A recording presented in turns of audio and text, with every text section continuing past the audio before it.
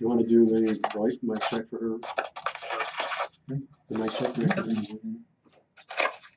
on just one more minute. I realized by tipping it upside down, so I could have like the cameras in a different place. Okay, so we're good again, yeah? We're good. Okay. Yay, we're good.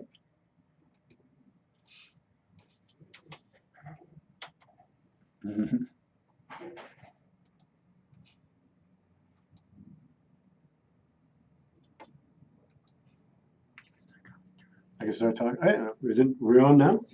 Oh, hey, I'm sorry about that. We are live now. Good afternoon and welcome to the council. I'm your host, Charlie Pacello, and we are broadcasting live here from KUHS Denver, giving you the best music shows, broadcasting all over Colorado, Los Angeles, and all around the world. We are brought to you by RE/MAX Alliance. RE/MAX Alliance, if you want to buy a home, you want to get a home in Colorado, these are the people you need to go to. Go to homesincolorado.com. That's homesincolorado.com. And if you want to buy, you want to sell, just go to them. They are some of the kindest, warmest people. They will help you to buy your home and get you into the best place possible. They're outstanding people. So please visit RE/MAX Alliance at homesincolorado.com, and you won't be disappointed. Today's on the show, I've got a very special guest. But one of the things that I always like to start out with these shows is to kind of focus on some of the events that have happened recently in the past week. I was thinking about this Ralph Waldo Emerson quote. It says, "The greatest glory in living lies not in the falling, but in rising every time we fall." Rising every time we fall, because life sometimes is going to knock us down. And people who are suffering from PTSD and trauma are really having to carry a lot of internal wounds, a lot of pain on the inside. And when you find out that you're suffering from this pain, you don't feel like anybody understands. You're kind of alien to the rest of the society. And this past week, I had the privilege of meeting with some vets that came down from Route County in Steamboat Springs. And I met them through a liaison officer. One was a Vietnam vet, one was a Iraqi Afghanistan vet. And they were in a lot of pain. Some of the most pain that I've seen guys in a long time. You know, PTSD doesn't affect everybody who's in the military, but it affects about 30% of the military population. And these guys were, testing me out to see if I was just the real deal or not. And then they started opening up some of the tragedies and horrible stories that they were carrying. And as it turns out, there's about 1,300 to 1,500 vets all strewn about in that area. They all living in the mountains, isolated from the rest of society, just burrowed in these mountaintop areas just to kind of find a way to be able to deal with their pain because they don't feel like anybody understands them. And the VA is not really helping them as much as they possibly could. What they're doing is they're giving them psychotropic drugs and all these pharmaceuticals to be able to mitigate it, and they have no real counselors up there to be able to help them. And they have a serious issue. The Vietnam vet that I met, he told me just on Thanksgiving, 5 veterans committed suicide. 5 vets committed suicide. Nobody hears about it. Sometimes people just go about their daily business, and these guys are in so much pain that they don't feel like anybody cares. And he stopped 2 others from committing suicide on Christmas. I mean, this is reality for a lot of the vets that are carrying these wounds. And it reminds me of a great play. There was a play written by, I think it was Sophocles, who wrote the play Philoctetes. And Philoctetes was this wounded warrior who ended up getting struck by a snake. There was a venom, there was a poison, and it crippled him in his foot. And he was found unfit to serve, and so he was disgracefully left alone, tormented in solitude, as Argives and the Greek commanders left him to go fight, to defend and deal with this wound all by himself. And his wound never heals. He cries in agony every night. He screams, he hollers, he writhes in pain. And there's no one to comfort him. There's no one to give him any kind of shelter. There's no one to help him ease his suffering.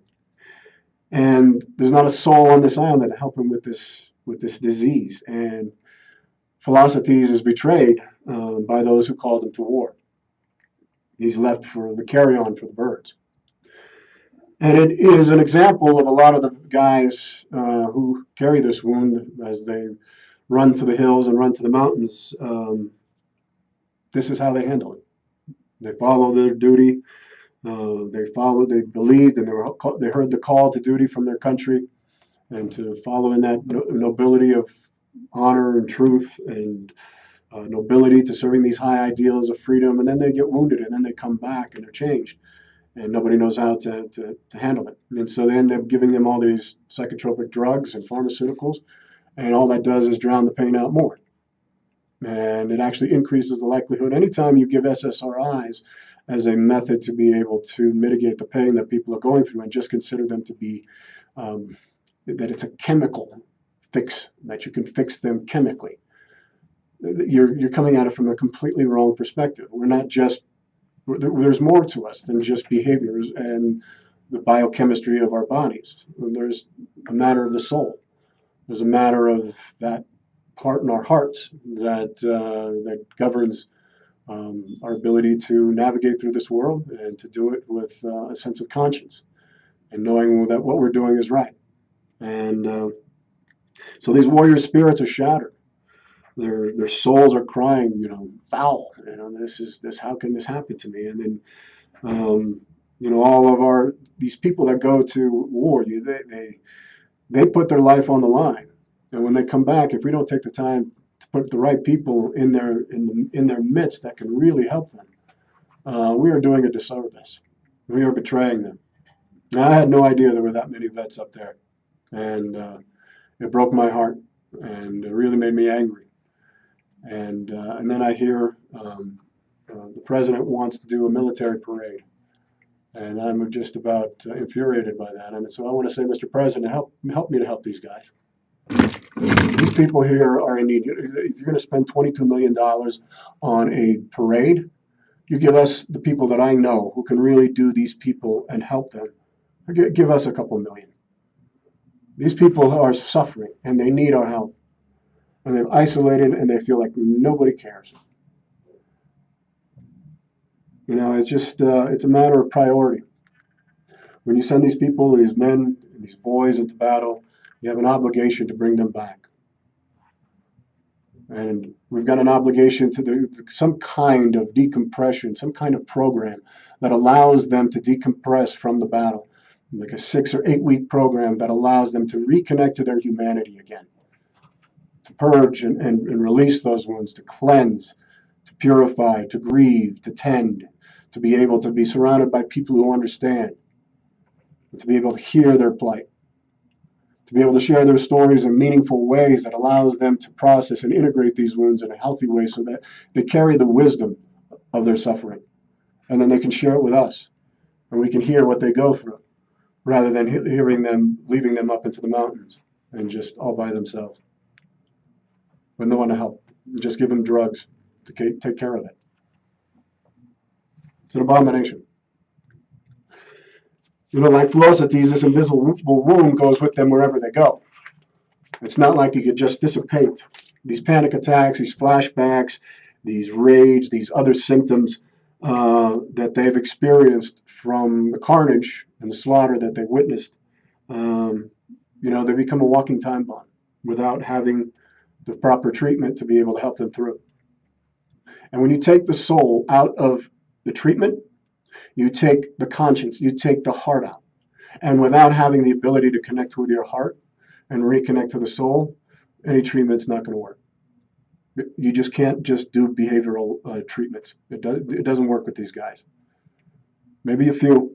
I'm not going to say that it's completely it's completely wrong. I'm just saying we've got to reinstitute soul into it and treat them as a whole person. They have this excruciating, they don't trust anybody. They look like they're fending for themselves. This one Vietnam vet, he's become, after 40 years of nursing his own wounds, he's become like this elder warrior up there, just trying to help the guys not go through the same thing that the Vietnam vets did. Are we going to allow that to happen again? Are we going to allow that to happen again with the Iraq and Afghanistan vets who are suffering from this? Or can we learn the lessons from Vietnam and do the right thing now and help these guys and fund it and be able to give these guys a chance? It's our obligation to them. You know, we cannot betray the warriors in any way. They heard the call to serve. They heard the call, whether you agreed with it or not, and they were willing to submit to that. And when they're made to feel less than human, they become less than human. And many find their homes on the streets of America. Many find their homes in these remote areas in the mountains, and they're just treated with contempt and looked at as like filth. They are the casualties of the war that the society has neglected. And it's indicative upon us that we find ways, healthy, holistic, alternative ways that help these guys to reconnect and help them to get through this pain so that we don't continue to have these suicides of people that are completely forgotten and isolated. They feel like they're invisible. You've got to be able to help them feel visible again and cared for and loved. One of the things that is so important in the healing of this disorder and being able to come to terms with it is being able to find yourself in a place that enables you to get into, to recognize that you're not your thoughts, you're not your experiences, you're not your, the past. The past is behind you, it doesn't exist anymore. And you can get into that space where you're no longer being tormented as much by the painful memories of your past. And so one of those things is mindfulness. Now, mindfulness was something that was crucial, absolutely crucial for my recovery because I was so overwhelmed by the bombardment of all the things that were happening. And it's a real issue. You know, there's some people believe that PTSD is not a real thing. It is. It is, and it has been for thousands of years. And it's something that we need to really stop pushing under the rug. You know, this mindfulness thing is something that enables you to get into a place where you can find immediate relief from the suffering and the anxiety that you're experiencing. And when we give this immediate relief for veterans, you know, they're just taught very simple techniques of mindfulness. Now, people confuse it with meditation, but it's really reducing it to something that helps to benefit you without getting caught up in any of the religious connotations. Being aware of our body sensations, being aware of what is going on in our inner landscape, in our inner being, can help us to notice when we're starting to feel annoyed, when we're feeling anxious or hypervigilant or angry. And with that kind of self-awareness, when we recognize that there's this ebb and flow of emotions that happens, that pass, that come and they go, and we're in the middle of the storm, and then all of a sudden the storm passes, and there's something there behind it that we can tap into when we're doing a mindfulness practice. We can gain control over these emotions. We can find a way to be able to no longer be a prisoner to our automatic and habitual reactions. So mindfulness really assists us in turning our attention inward, where we need to. And it's a first step to helping you to get a hold of this transitory nature of feelings and these emotions, and to slowly, eventually, gain mastery over yourselves. Now, there's this book by Bessel van der Kolk, which is an outstanding book, and he is one of the preeminent, if not experts on the mind, body, soul, mind, body healing, brain in the healing of trauma. It's called The Body Keeps the Score. And in it, he talks, and he's been working with people who've suffered from PTSD and trauma for 40 years. And he's looked at it from so many different directions, and he includes and recommends that mindfulness is a key aspect in helping people to get back in touch with themselves and helping them to know what they know and feel what they feel without going into any kind of shock or flashback. You have to get comfortable in your body again. You have to be able to tap into that again. And in his book, he says, mindfulness has been shown to have a positive effect on numerous psychiatric, psychosomatic, and stress-related symptoms, including depression and chronic pain. It has broad effects on physical health, including improvement in immune response, blood pressure, and cortisol levels. It has also been shown to activate the brain regions involved in emotional regulation and to lead to changes in the regions related to body awareness and fear. So that's how beneficial, that's the actual evidence of cultivating and establishing a mindfulness practice can do for the well-being and the health and the leading towards healing that is so important for people who have suffered, for vets who suffered from PTSD. When I was in California and I lived out there, I worked with my guest for a long time. We about 2.5, 3 years. And we were able to put together a nonprofit organization called the Mindful Warrior Project. And we were able to touch many, many lives through the organization and to help bring relief to a lot of the vets out there. And I'm so excited to bring her on. We're going to dive deep into the principle of mindfulness and how some very simple techniques can have these life-saving, life-supporting effects for those with PTSD and trauma, especially those vets out there. My very special guest, Gail Sofer, is the founder and executive director of the Mindful Warrior Project, MWP for short, and is a nonprofit organization that guides veterans along with active duty, Guard, and reserve members in an orientation to and simple secular mindfulness to cultivate their inner strengths, support their own well-being, and participate in their own healing process to be free, be well, and be whole in their daily lives. Gail, thank you so much for joining me on the show today.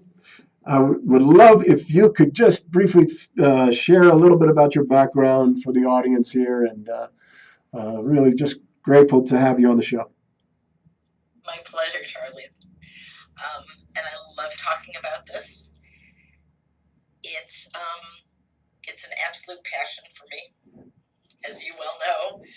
I go pretty much 24/7 with this work, and I have a very extensive background both in nonprofit management and in wellness modalities or peace initiatives, or however you want to describe just people being whole and at peace and thoroughly enjoying their lives regardless of traumatic situations or disasters or whatever they've been through. And after managing a number of veteran service nonprofits and going kind of 0 to 60 about issues with veterans in this country, I was absolutely compelled to do this work. I saw too many people falling through the cracks. Services would be offered, but a lot of restrictions.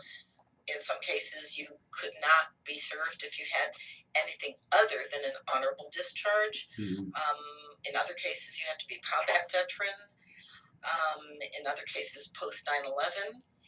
And that just didn't seem right to me.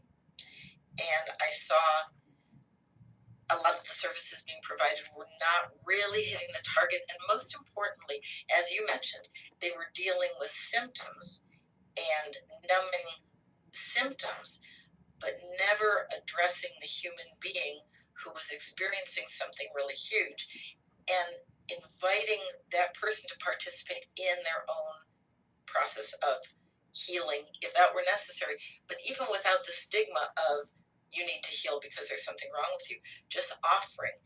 This is something that's just going to enhance your experience of your life, regardless. And it's yours. These are strengths you have within you.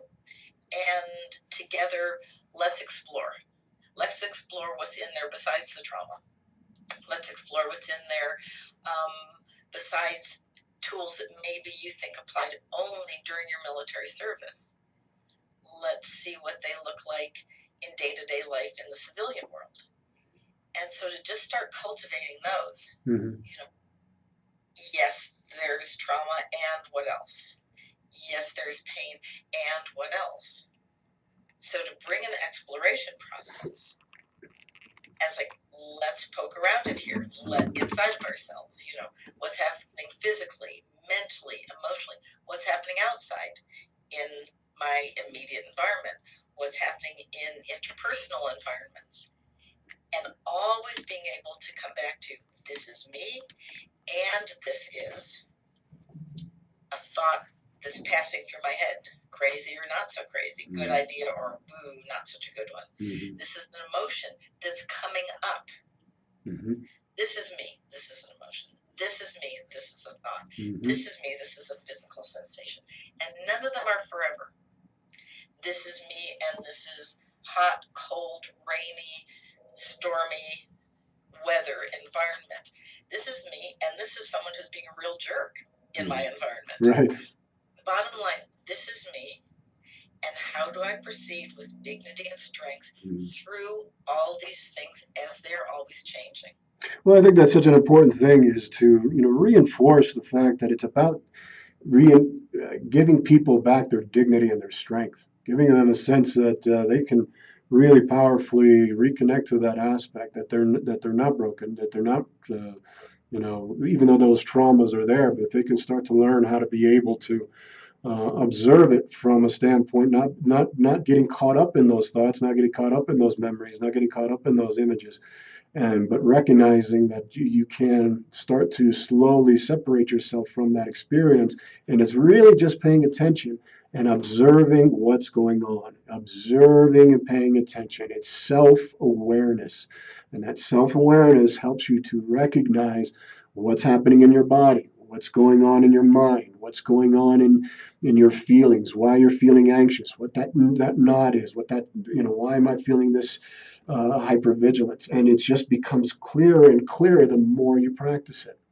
Now, what do you think? What is the difference, in your opinion, between mindfulness and meditation? Because a lot of times, what ends up happening is that guys and gals in the military are like, well, that's all that spiritual foo-foo, woo-woo stuff, and I don't want to do anything like that, because they feel like it's going to conflict in some way with their religious beliefs, and it doesn't. It absolutely doesn't. It actually, quite frankly, it helps you to deepen whatever religious beliefs that you have. But because of that, and how it's presented, precisely. So why is it important to be able to distinguish that for veterans and active duty personnel? That's a battle I wage almost every day. Mm-hmm. Because even people say, oh, I'd like to volunteer with your organization, I can teach meditation. And I say, we don't do meditation. They say, but you do mindfulness. Mindfulness is meditation. And my practice goes back over 40 years. Mm-hmm. I really know the difference. And I can explain in a million ways why mindfulness is not relaxation techniques, why it's not meditation. It's like, this is this, and this is mindfulness. This is this, and this is mindfulness.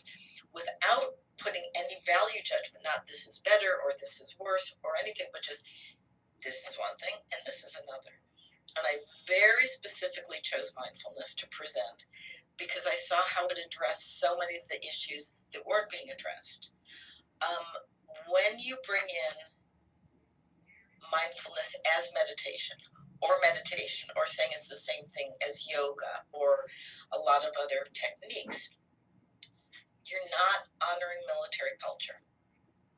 Because for someone who is proud to be an American and to have put his or her life on the line to uphold values that Americans hold dear, mm-hmm. To say, okay, there's something wrong with you and we're going to fix it. You're going to sit cross-legged on the floor with no back support. Is that respectful of injuries? You're going to have to learn some foreign terms to understand what I'm talking about. You're going to have to do some things. The number of times that at the end of a class, someone will come into our room and do this to me. And it's like, what are you doing? You know, why not salute? It's like, why are you doing these gestures? And can something be presented that's absolutely pure, that's absolutely tailor-made for every human being, but that honors military culture and leaves out anything that really isn't the essence of tools that can help someone absolutely flourish in their life? And so we don't sit cross-legged on the floor with no back support. We never use any foreign terms. We don't chant. We don't ring gongs. I never wear flowing purple robes. We don't burn incense. And the way this plays out, at one of the classes at the vet center, we were presenting, a young man was there for the first time, looking very nervous. We sit in chairs. And he said, I don't know if I should be here. I said, why is that? He said, well, because at the VA, they tried to teach me to meditate, and I couldn't do it. Because of some physical stuff I have going on, I can't sit still. Because of meds I'm on, I can't have really good focus, and I can't clear my head of thoughts. I said, no problem. We don't do any of those things. And his shoulders lowered by a couple inches. And I said, you know, you want to give this a try? He said, sure. We walked through a practice where it's just about paying attention. It's not trying to relax. It's not trying to have no thoughts go through your head. It's not trying to get to a good place. It's not trying to be peaceful. It's not trying to heal.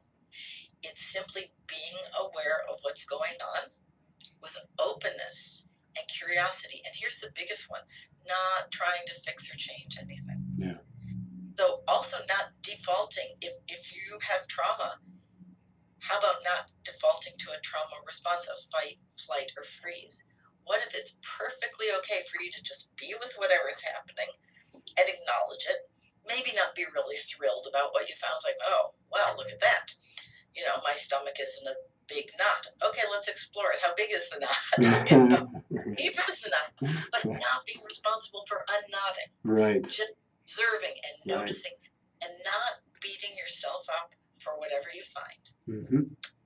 Well, it's so important not to beat yourself up for what you don't find. I mean, it is literally just putting yourself as an observer of what's happening, and it happens. There's something that happens that allows you to finally start feeling some relief and a sense of empowerment. It begins to, you know, you can separate yourself from these thoughts and feelings, and all of a sudden you become responsible for your own actions. You can choose different responses. I mean, that's the biggest thing. Yeah. That's the biggest thing.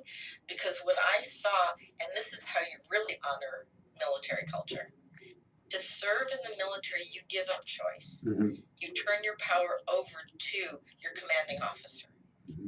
What do you do when you come back? How do you reclaim choice? How do you reclaim power? And how do you make wise choices? Only if you have enough information to then decide. And if you're honing your skills of observation, here we go, situational awareness. What's happening, what's happening, what's happening, what's happening, what else is happening, what else? As I observe more, what else do I notice? Ooh, I wouldn't have gotten that bit of information if I had made a snap decision. And you just keep learning how to observe, and just without judging, without editing information out, you have all the information you need about yourself, what's going on with you, and what's going on with everything else around you.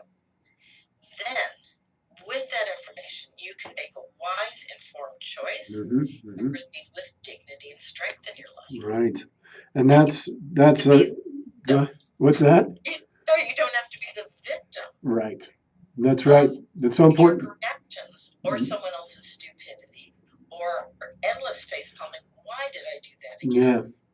You can stand with the choices you made, know you made them wisely, and yeah, okay, I can live with the consequences of that. Right. Because I really figured some things out openly and using some really important skills that I'm developing more and more. Well, and it's that whole thing of not being a victim of your circumstances or your choices. And, you know, there's times where we've worked together on different different places and different locations in the VA, and on Skid Row as well in Los Angeles, which was one of the greatest honors we had working there, was just being able to work with those vets. And you could see the people who actually did it and participated and tried it and just were willing to try it out, how they were able to slowly start coming into what they would feel. I mean, it was, I mean, here's these guys that had been really, just had a bad hand dealt to them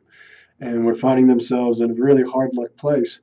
And we would come in there to talk and work with them.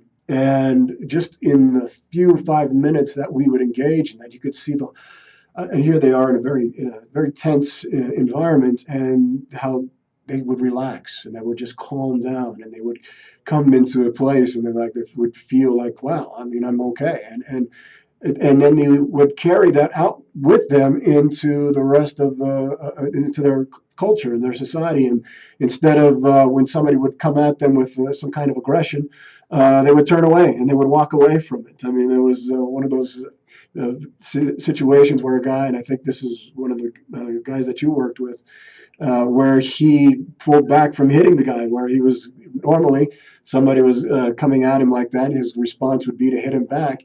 But because of the mindfulness practices that he was doing with us out there in Los Angeles, he refrained from doing that. And he said he probably kept him from jail, from going in there.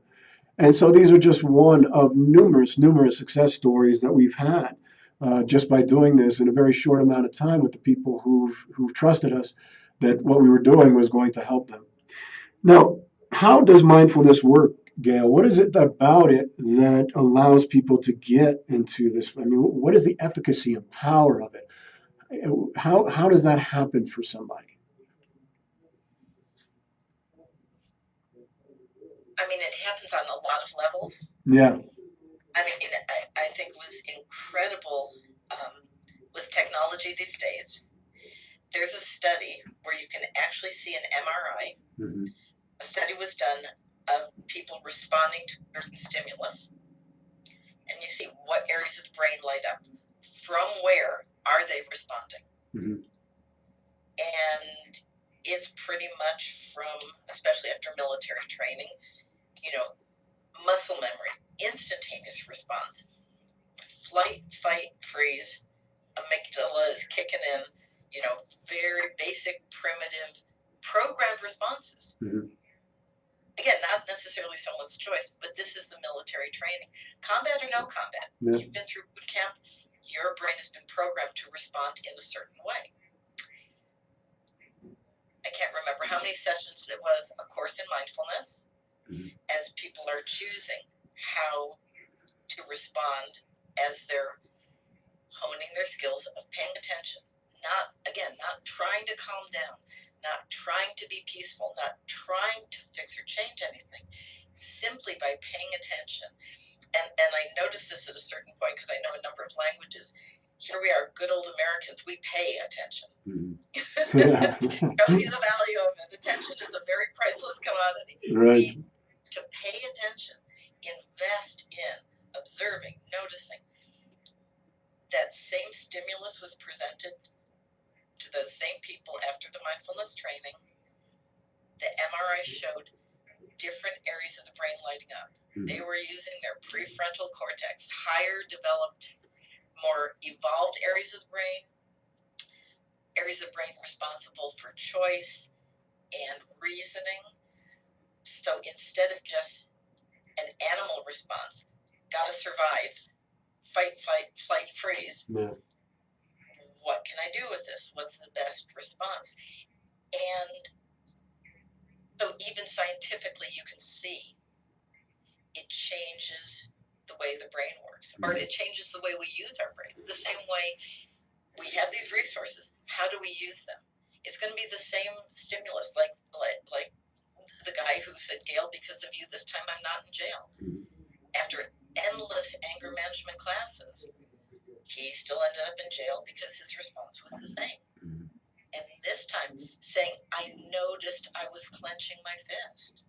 I noticed I was raising my hand and my arm. but observing and noticing what was happening, not even trying to change it. I'm trying to be peaceful. I'm trying to be peaceful. I'm going to sit down and chant. No, he was just watching what was happening, but he could choose. Yes. Do through with this? Yes. Does fist meet face? Or do I have a choice? Yes, I have a choice, and I'm going to exercise it. Mm-hmm. And he chose not to go to jail this time and to let the guy be a jerk and stay in his own dignity and walk away. And that was completely life-changing for him. And it's happened again and again and again with the people who've taken this seriously Mm-hmm. and given it a shot and practiced it, developed their skills Mm-hmm. through all these different tools to have choice and to make wise choices, Mm-hmm. to become their own commanding officers. That is so different. Because I've been in classes. I've been in the Yoga for Vets class where I was told to soften my face. Yeah. And it's like, I wish I could do that on command. And guide through being aware of, how does your face feel? Does it feel tight here? Are you grinding your teeth? Are you clenching your jaw? And then the second step, then I decide, what relationship do I want to have with what I'm observing? Mm-hmm. Mm-hmm. There you go. That's empowerment. Yep. And watching that happen, watching someone develop that, watching someone notice. I'm finding that even though I live on Skid Row, I notice the trees are blooming. Yeah. You know, I'm not just looking at all the stuff that's on the sidewalk. Yeah. I notice this. I notice, in spite of all the other smells, I can smell coffee. Mm-hmm. I can. So we don't have a lot of control over our world, over the people who come into it, over our environments. Certainly not the freeway traffic in Los Angeles. I wish I could cars out of the fast lane so I could zip ahead. Yeah. But what do I notice along with these things is something of beauty. And bottom line, I notice my life itself. I think that's the biggest thing, is being able to notice your own life, notice your own self, being able so present that it helps you to be able to, notice the beauty that's around you, notice the things that are revitalizing and energizing, and just paying attention to the colors and the sounds and the smells in a way that helps you to feel safe, and being able to observe those things around you and not being traumatized by it. And I really believe and wholeheartedly that mindfulness allows you to be able to get in touch with that, because you start getting that sense of self-empowerment by being able to make choices rather than just being reactive, rather than just being, this is what's coming in and this is how I respond to it. It's being able to say, oh, wait, that's the wind blowing. I can feel the wind. I can say, it's something. I can see that bird flying, and paying attention. And all of a sudden, there's there's a sense of relief that comes with that gives you freedom. I mean, truly, it gives you a sense of freedom to be able to start living your life the way you were intended to live it. And we would notice that with the guys that were on Skid Row. I mean, these guys were tough cases and really and I love the guys. I don't know if any of the guys are watching right now, but those guys brought so much to it and were so open and felt a sense of community, connected with the people. Like people really cared about them, and the guys would say the only time we ever feel heaven around here is when you guys come. I think that's what they said when we would come down there, and it was the only time that they would feel that. And one of the people that was there that I remember so well, he had a very rough exterior. He was tormented by a lot of pain for a long, long time, and almost became a physical representation of what the pain was on the outside. He was angry and full of the beast. You could really see the beast in him. And after we worked with him for a few weeks, you could start to see him lighten up. All of a sudden, he was smiling again. He was laughing. He was being able to express things that he hadn't been able to express and share things that he hadn't been able to share. And it was all because of these very simple, basic techniques that literally can transform the way your mind functions. The neuroplasticity of the brain can alter based upon the things that you do to it that helps the neurons to rewire themselves. And providing that space lights up, like Gail was saying, different parts of the brain. And those parts of the brain help to, put things in perspective, helps you to be able to put things back into sequential order, and all these areas in the prefrontal cortex that that mindfulness allows you to be able to do. Um, Gail, you've had a chance to, by the way, excuse me, we are broadcasting, I'm sorry, we are broadcasting live on KUHS Denver. That's KUHSdenver.com. We are broadcasting all the best shows, music, all around Colorado, the nation, Los Angeles, all around the world.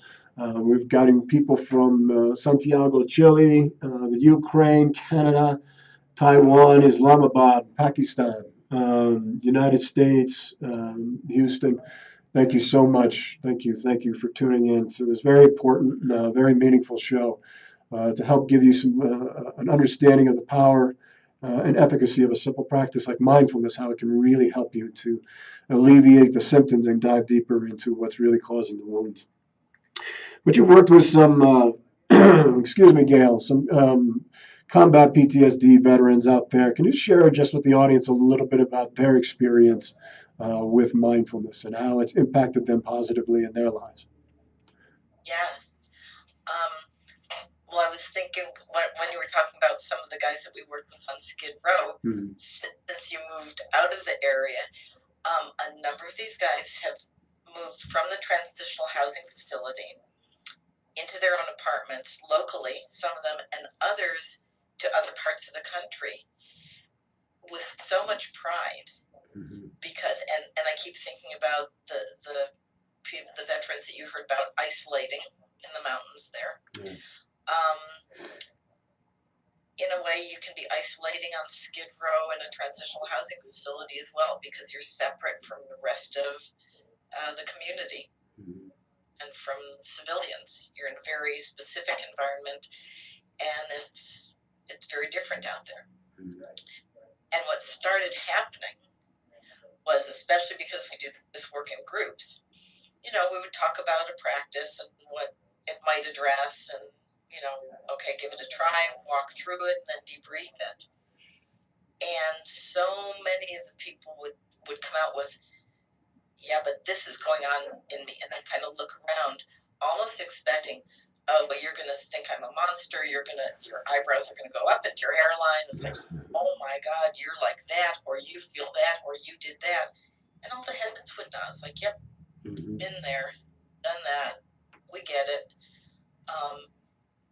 And feeling, as we're practicing mindfulness and not judging what we find in our bodies or in our thoughts or in our emotions, and not judging what we find in others, the relief of, I'm not a monster, I'm not alone, I'm not this horribly damaged person not fit for civilized company. It's just like, we've all been through our own battles of different kinds, and we still are human beings, because with mindfulness you're connecting instead of, again, here we go, fight, flight, freeze. Instead of separating from, you're connecting with. So to be able to just accept a thought, even if it's crazy, maybe not approve of it, it's like, that's not really the best idea, but I will accept its existence. And accepting whatever's going on and just being okay to be with it, cutting yourself a little slack, being okay with just who you are, all you've been through, all the stuff that still keeps coming up. It's just like, and I'm me, and I'm okay. And bottom line, I'm breathing. I'm receiving the gift of life one breath at a time. I'm getting a real thumbs up seal of approval from something that could judge me much more harshly. What's happening is basically I'm okay. Yes. in spite of all this other stuff, and it being present moment awareness. So even though all that has gone on, what's happening right now, you can distinguish. I'm not back in the jungle. I'm not back in the desert. I'm here, right here and now. I know how to bring my awareness into the present moment. Go, okay, right here and now. I'm okay. I'm breathing. How do I know? I can wiggle my bum on the chair, and I'm sitting on the chair. I'm not crawling through a jungle. Mm-hmm. I'm sitting back in a chair. I'm not, just like, what's happening, what's happening, what's happening. And without cranking it up and writing a gratitude journal or trying to develop appreciation, some appreciation and gratitude just kind of creeps in. It's like, hey, basically all is well. Could be better, but bottom line, all is well. Right. And we have all kinds of possibilities that I am now learning how to explore. That's right. Well, and being able to explore that in a healthy environment, an environment where people are there and understand and recognize exactly what you're going through. And by just fully being present to that and observing it, there's a sense of, wow, I'm breathing. It gives you an acute attention to the power of breath and breathing in and just allowing yourself to acknowledge that for whatever reason, life is breathing you. You're not even having to think about it. It just happens. That magic breath that comes in and the breath that goes out, and all of a sudden you really find that I can't change what happened in the past, but right now, just in breathing, what a luxury that is. What a blessing that is, and so that you can finally start relaxing into that. So for whatever reason, I still have life within me. Let me continue to cultivate it and get to a place where I can be okay with where I'm at.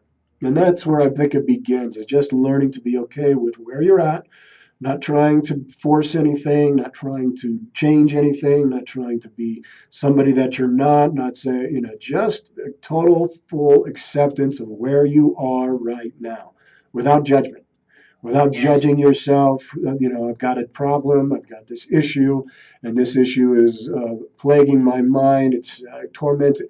It's just accepting total radical acceptance of where you are right now. And that's what mindfulness allows you to do, is to have that.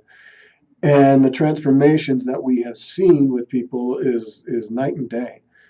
And here's some of the other.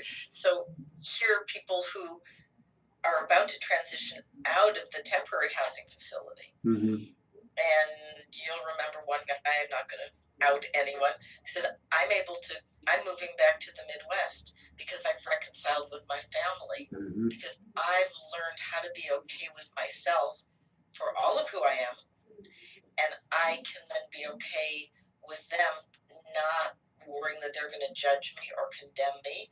So the same way I learned how to do that with myself and with my buddies in this group, it's now extended to my family.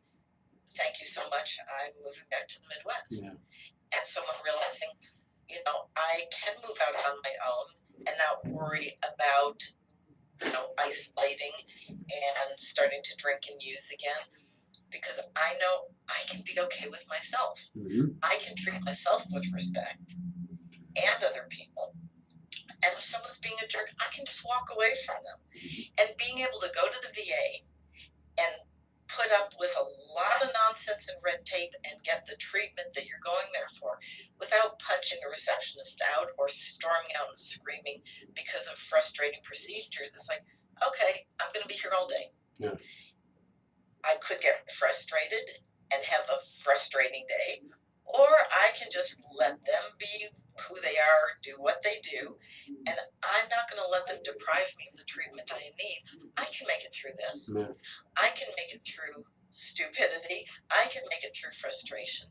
So to be able to navigate life, Mm-hmm. again, with that dignity, from some strength, and know what the boundaries are. This is me and this is something else. What relationship do I choose to have with that? That's right. And I decide. I mean, so for the guys up in the mountains, You know, if you guys are listening to this, you're not alone.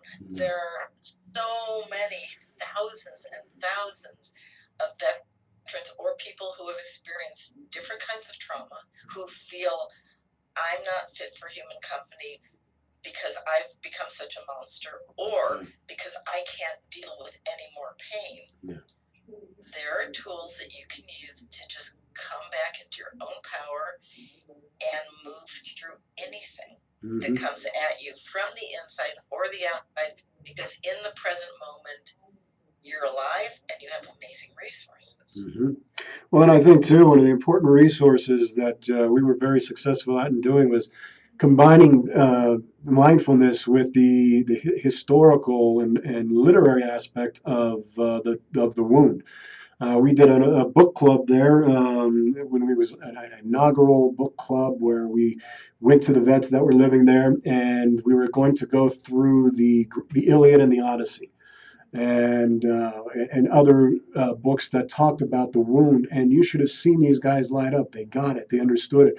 When they recognized that Achilles was going through the same kind of rage that they went through, they say, "Oh wow, it's I can understand that. I know what that feeling is. I felt that before." Or Odysseus was contemplating suicide in one of the one on part of his journey. Like, oh yeah, I can feel that. So this is not just an isolated thing. This is part of that recovery period, that return journey aspect of the warrior that has to be completed, and it's just part of the process. And they were able to really grasp it and grab hold of it and embrace it, and they would light up, and it was just like they were so excited that people they could finally start putting the pieces together and start linking it that there's not I'm not a pathological disorder. This is normal behavior in abnormal situations. This is the human condition. Yeah.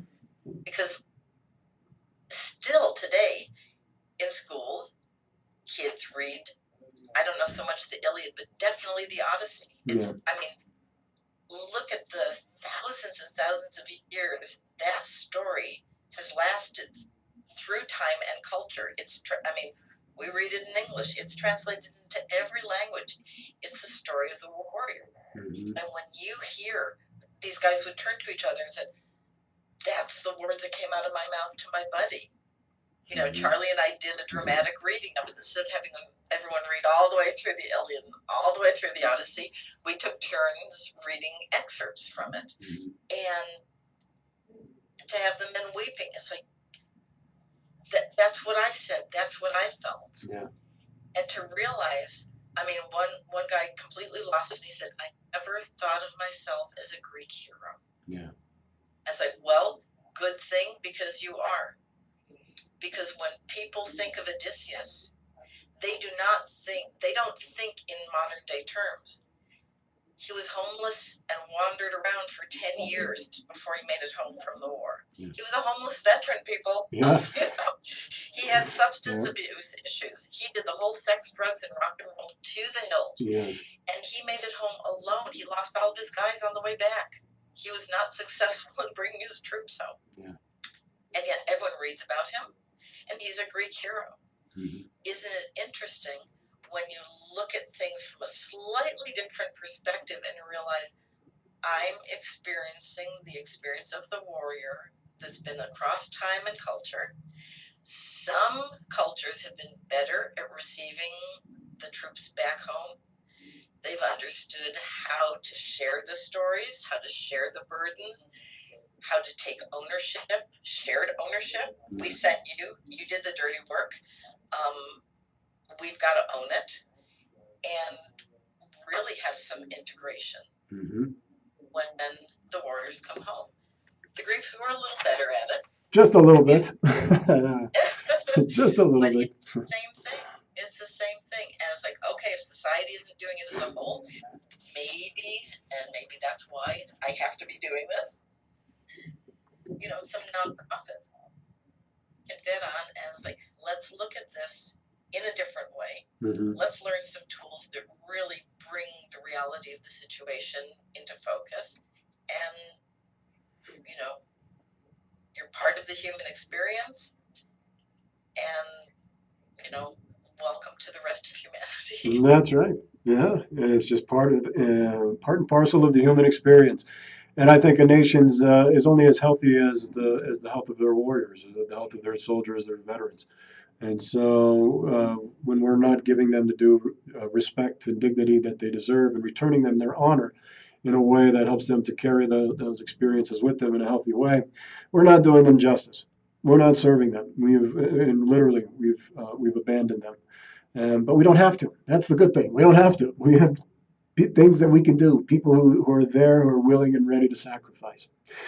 We are close. We got about 6 minutes left. I just want to do a quick station identification. You're listening to this amazing program on KUHSdenver.com. That's KUHSdenver.com. Broadcasting all over Denver, Los Angeles, the nation, all throughout the world, touching lives through our programming and our music. And just really grateful for all of you who are tuning in today and who will be watching this later on. So I would love for you to visit the website, themindfulwarriorproject.org. That's www.mindfulwarriorproject.org. That's mindfulwarriorproject.org. We need your support to help with this life-saving, life-supporting work that we're doing to serve not just in Los Angeles, but in Colorado and all over the nation, all over the country, where the veterans are holed up, where they're isolating, where they need to be tended. And so please visit and donate. Any donation helps. Gail, is there a way you could lead us on just a quick little practice? We've only got about 5 minutes left, so we'll have to do it for like a 3 minute. Could you do a 3 minute little practice for us?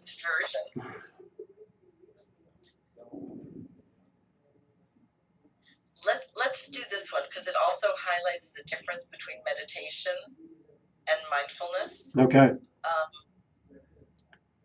One other thing I'd just like to preface it with, a lot of people will say, oh, okay, you're not doing meditation, but you're doing breath work. And what I love is that when we pay attention to our breathing in the course of another practice, we're not doing deep belly breathing. We're not breathing in through our noses and out through our mouths. We're not slowing our breathing. We're just observing how we've been breathing all along. Mm. And to me, in a way, that's a huge difference. So this is just about observing. So kind of with that same understanding, let's have everyone just lift their hand up so that they can observe it. Just look at your own hand. Look at it palm side up. Notice the shape. Spread your fingers really wide and then bring them tight together. And then fold your hand into a fist. Notice the sensation of movement when you do that. Notice the different parts of your hand that you see when your hand is in a fist. Open it back up again. Notice the colors in your hand. Maybe if we were to draw a hand, we would just pick up one colored crayon. Notice all the different shades of color and actually different colors.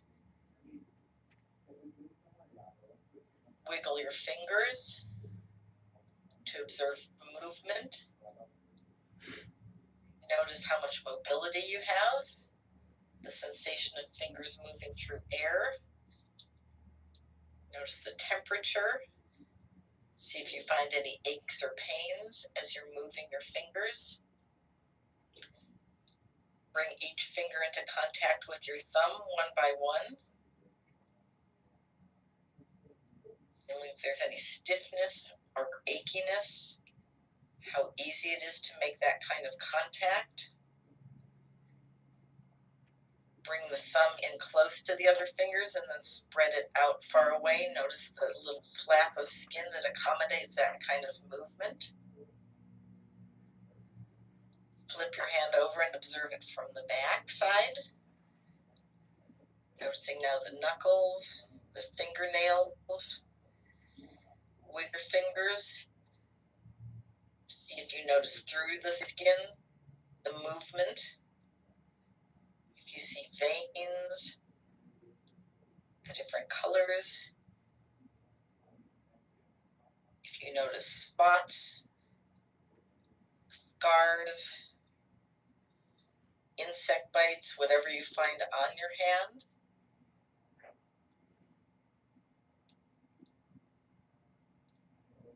Flip the hand over again, ball it up into a fist with the thumb on the outside, open again, and ball it up into a fist with the thumb on the inside. Just feeling the sensation of movement, everything you can observe about the hand.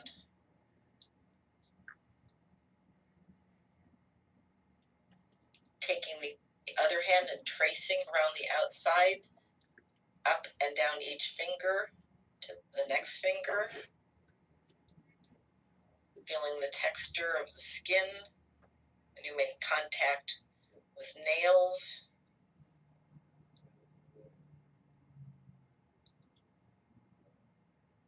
Bringing the opposing hand to the bottom of the hand, to the wrist. Seeing if you can feel your pulse.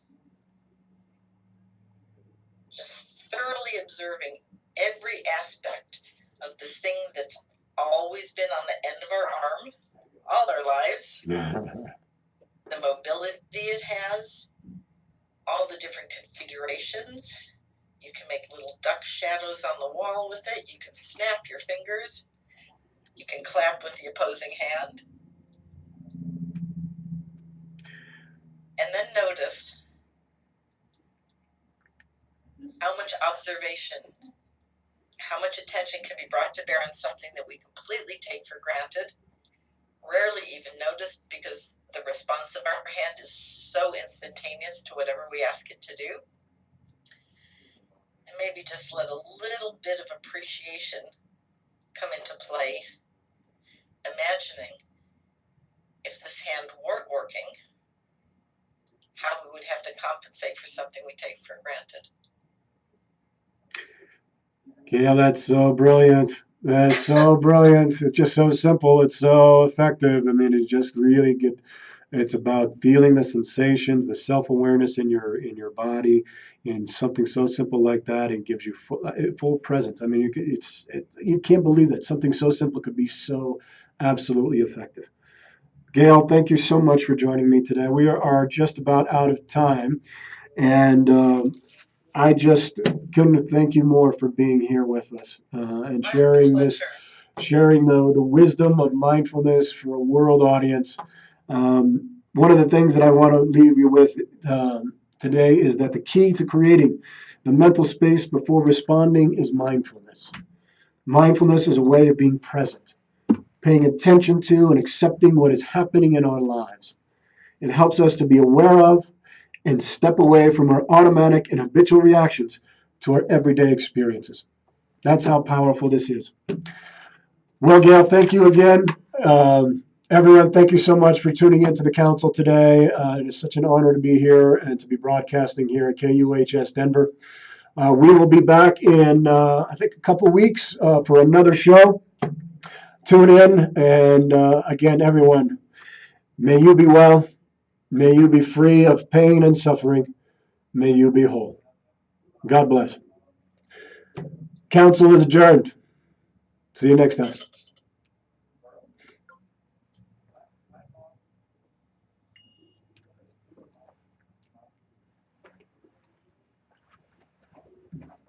Thank you, folks. Really, really appreciate you joining the show today. And have a wonderful, wonderful weekend.